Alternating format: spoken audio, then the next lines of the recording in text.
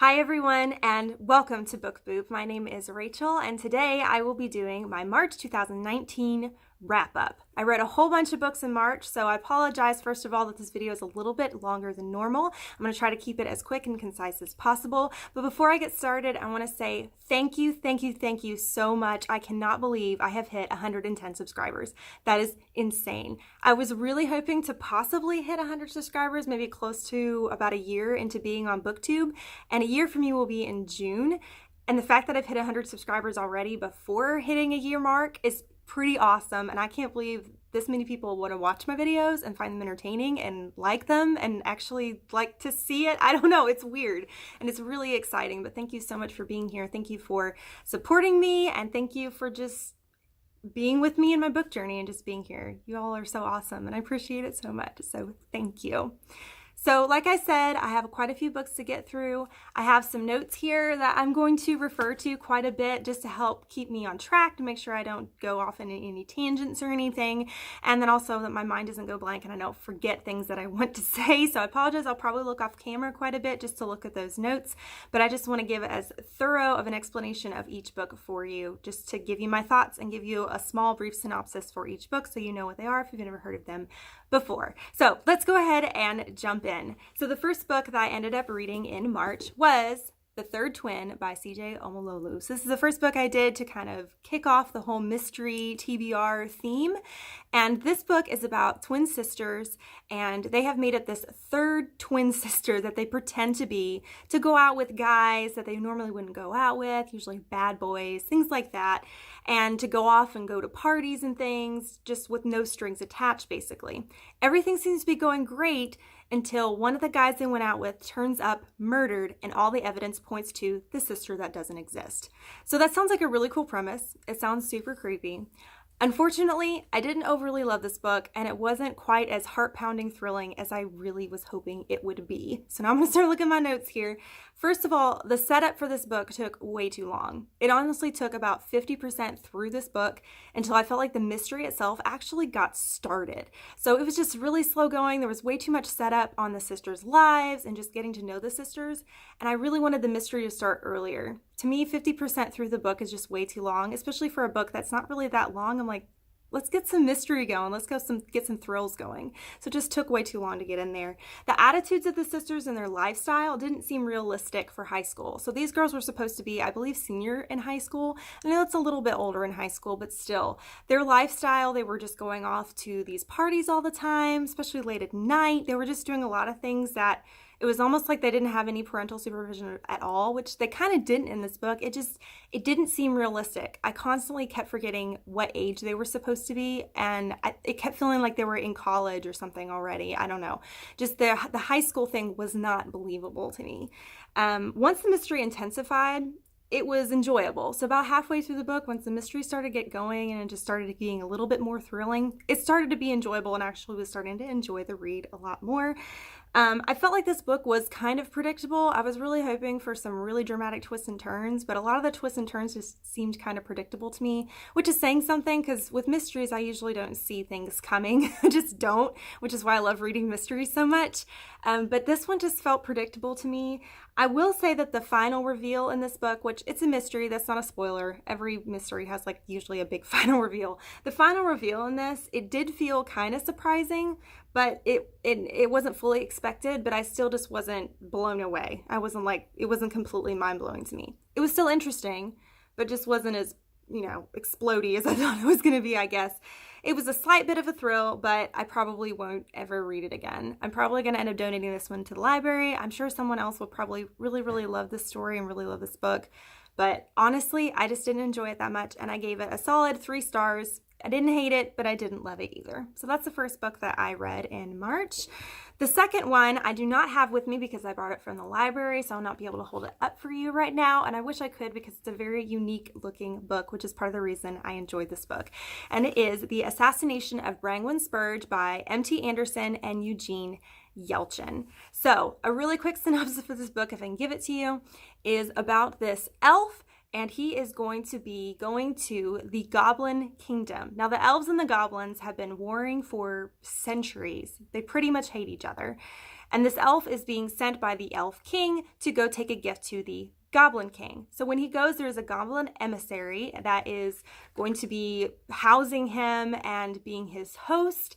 And this host in the Goblin Kingdom so desperately wants to be friends with the elf because he wants to learn about the elf culture. He wants the elf to learn about his culture, and he wants to be friends, and lots of things happen. A unique thing about this book is the fact that there are some beautiful illustrations in it.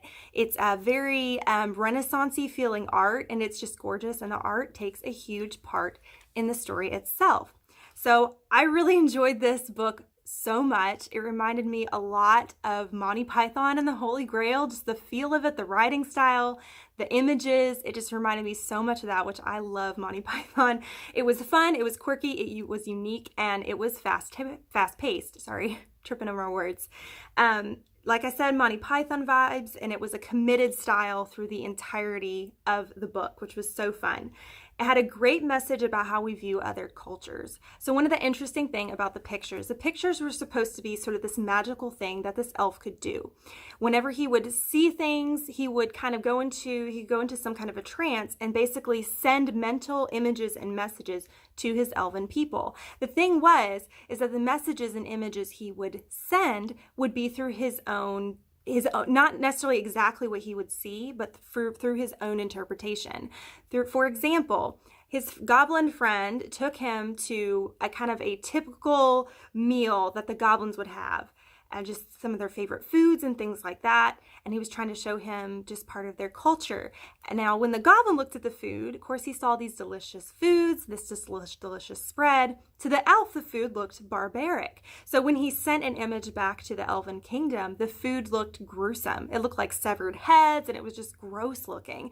And so that's what kept happening is his interpretation. To him, it seemed so weird with a lot of this goblin culture that he distorted it and sent it back to the elves, showing, oh, this is what I thought about it, not exactly how it was seen. So it was a really great message about how we view other cultures and about how sometimes seeing other cultures can be really jarring, but that doesn't mean it's bad. And just appreciating other cultures and trying to learn from each other. It had a really fantastic message. So I really enjoyed it a lot.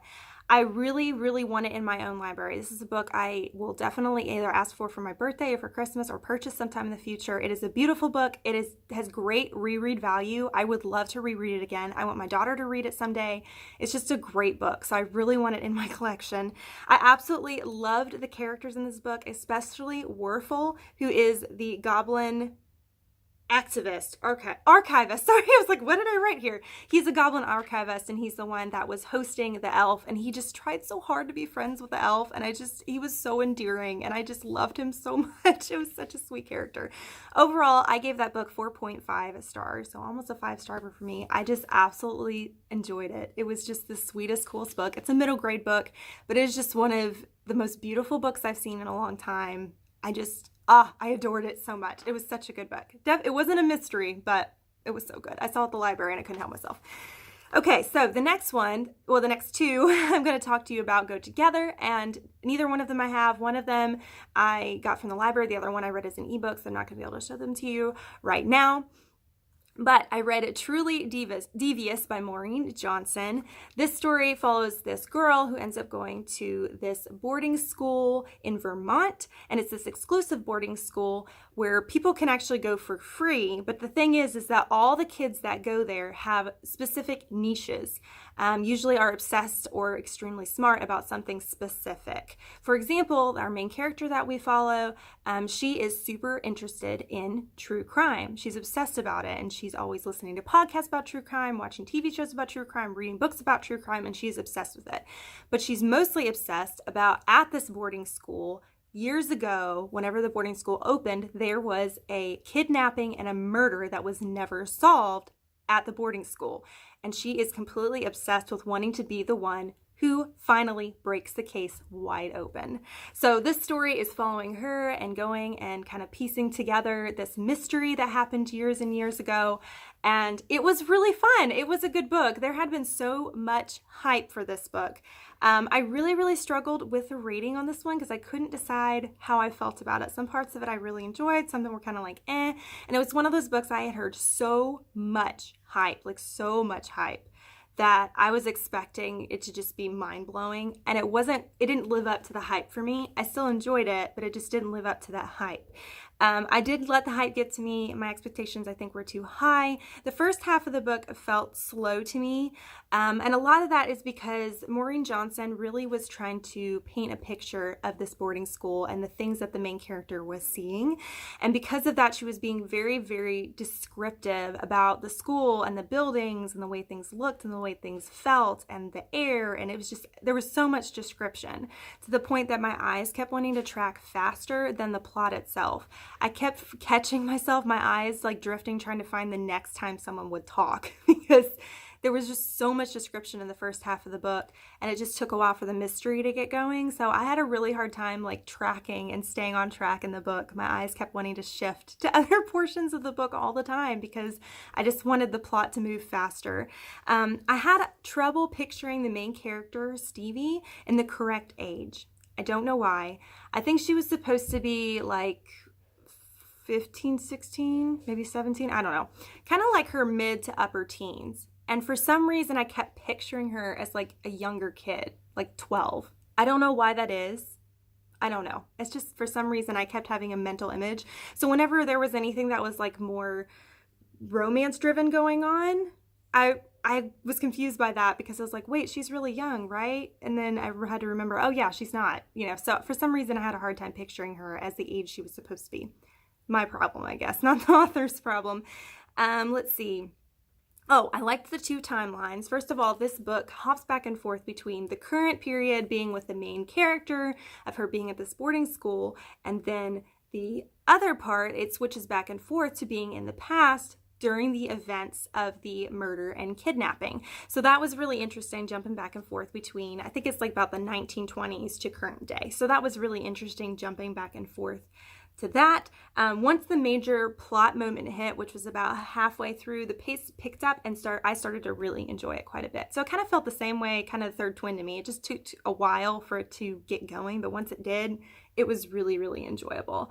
A lot happened at the ending. A lot. There was so much. Like, it was like the last chapter or two was so much stuff crammed into it that it felt kind of overwhelming.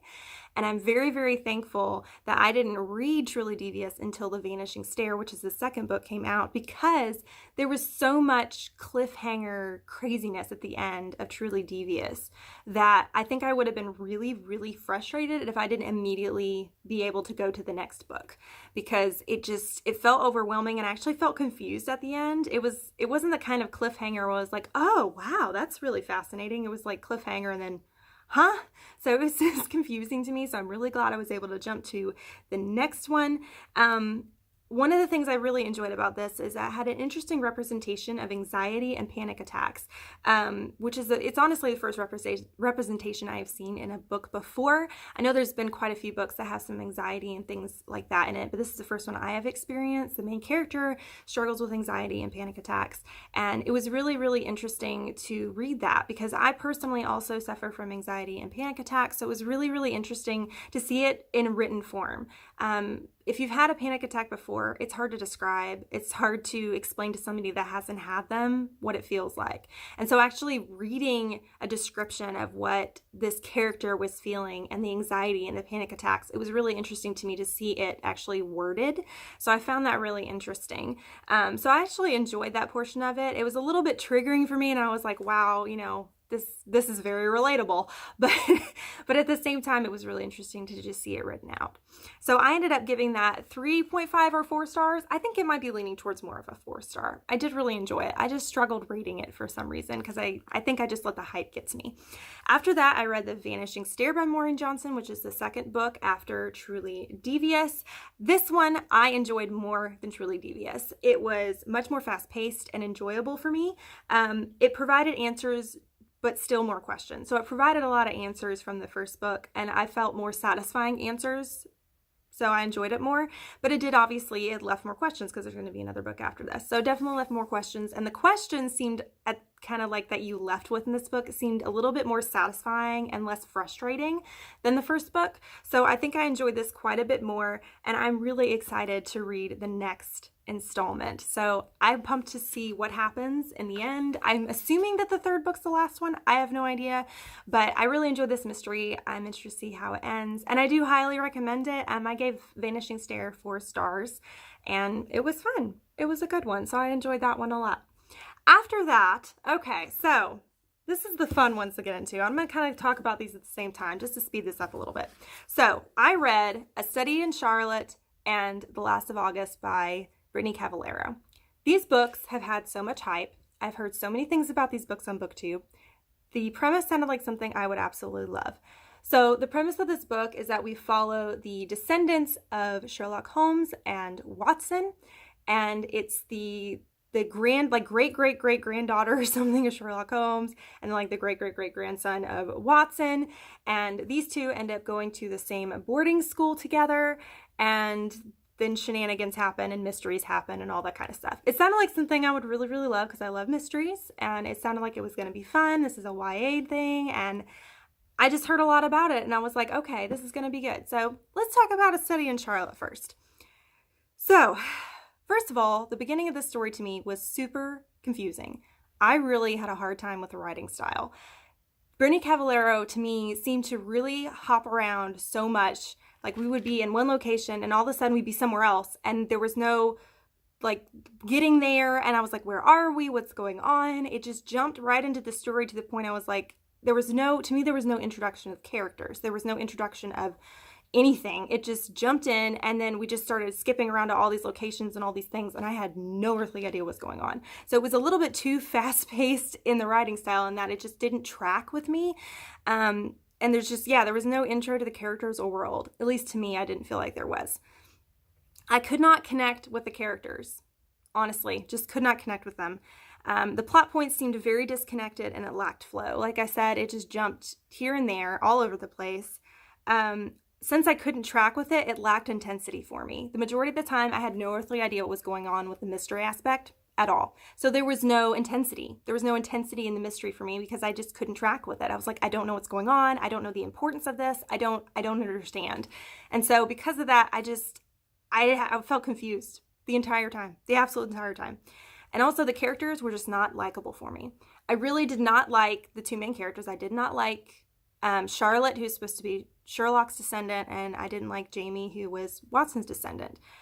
I'm fine with characters having flaws. That's great. It's relatable and it's real. The problem was like they had some major flaws, but didn't seem to want to get better.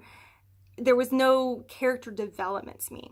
For example, and we learned this pretty early on, so this is not like a huge spoiler, but Charlotte is addicted to drugs, and everybody seems to be fine with that. Her family seems to be pretty much kind of fine with it. She seems to be fine with it. She's got that Sherlock thing where she's really destructive, and she's just kind of snippy and rude sometimes, and she's just all over the place. She's like bipolar, I don't know.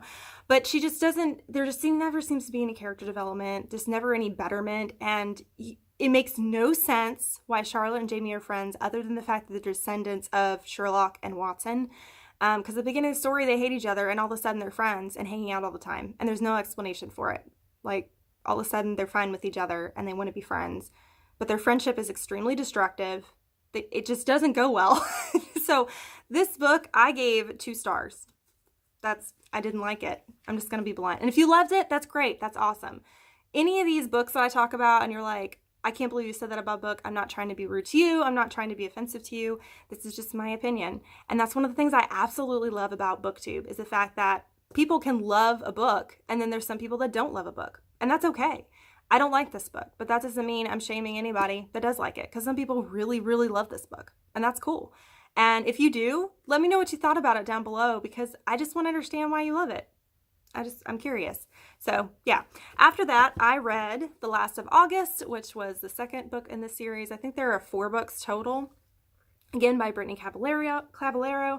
I kind of sped read this one. I read it because I had already paid for both of these. I paid for The Study of Charlotte, Last of August. I already had them in my collection, and I didn't want to waste my money.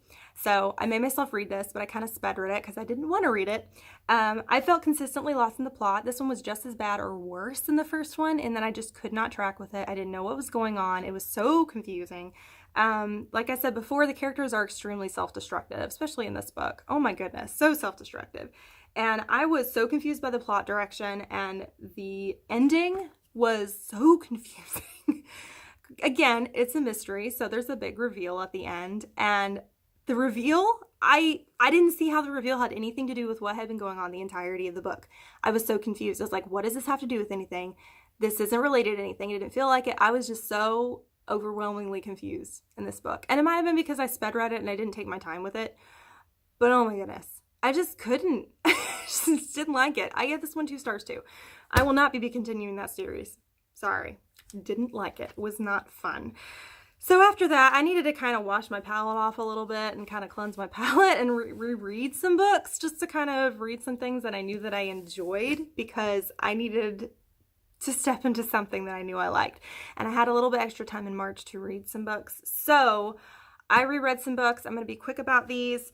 So I reread Doll Bones by Holly Black. This is a book that I read many years ago, and I really, really loved it. This story follows, it's basically about a bone china doll that is haunted. Sounds creepy. It's good. So I reread this one, and I really still enjoyed it a lot. Let me check my notes again. It is genuinely a creepy story. I was reading this late at night, and I ended up walking out to the kitchen in the dark, and I actually genuinely felt a little bit creeped out, like feeling like someone was behind me and was going to jump out and get me or something. So I genuinely felt kind of creeped out from this book. It is the middle grade, and then the main focus of the transition from childhood imagination into young adult is kind of the main focus in this. It kind of follows these kids who are starting to grow up, and they're starting to step away from playing with dolls and just having that time of imagination. They're starting to grow up, and it's just about the struggle of just becoming teenagers and stepping away from, going outside and pretending to be pirates or whatever and that kind of stuff. And it is sad. It made me kind of sad thinking about that, because I used to pretend and do all that kind of stuff all the time when I was little, and then at some point it just stops. So that's what that story kind of focused a lot on, just sort of that and just growing up. And so it was good. I had originally given it 5 stars, and I moved it to about 4 or 3.5. I still really loved it. I enjoyed it a lot, but it wasn't as much of a huge mind-blowing thing for me as it was the first time I read it. Again, I read it like years ago, so it was nice to reread this again. I still really enjoyed it. It has a gorgeous cover, and the premise is really creepy, and I enjoyed it quite a bit. It's not one of my favorite ghost story type things anymore, but it's still really good, and I'm glad I have it in my collection. So the very last book I'm going to talk about was another reread, and this one was to prepare me for my April TBR, and I reread The 49th Mystic by Ted Dekker. This story follows this girl, also named Rachel, or it might be pronounced Rochelle. I'm not sure. It's spelled a little bit different. And she has been born blind, and then one day she miraculously receives her sight. But when she receives her sight, all of a sudden, whenever she goes to sleep, she wakes up as a different person in this completely different Earth, completely different world, different Earth that's supposed to be like way in the future.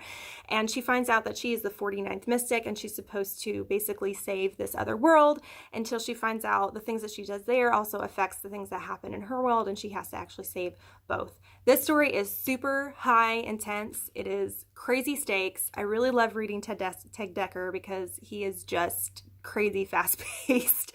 So I really, really loved it quite a bit. It was so good. It was fun to reread it and to get ready, because I was going to read Rise of the Mystics next.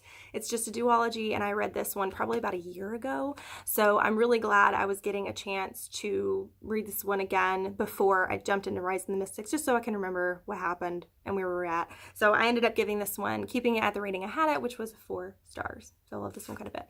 So I apologize again about the length of this video. It's a lot longer than I normally do, but I had a lot of books to go through. I wanted to make sure that I gave you all my thoughts about them, and at least some kind of synopsis as well, so you have an idea what they're about. But on this side of the screen over here is my logo. If you click on that, you can subscribe to my channel and follow me on my book journey. On this side over here is another suggestion for another video if you want to watch another one right now. And before I do my little outro thing as well, if there are any of these books that you have read, let me know what you think about them down below, especially the ones maybe I didn't like as much. And if you happen to like them, let me know what you thought about them. But thank you so much for watching. You rock. And don't forget to keep reading. Bye.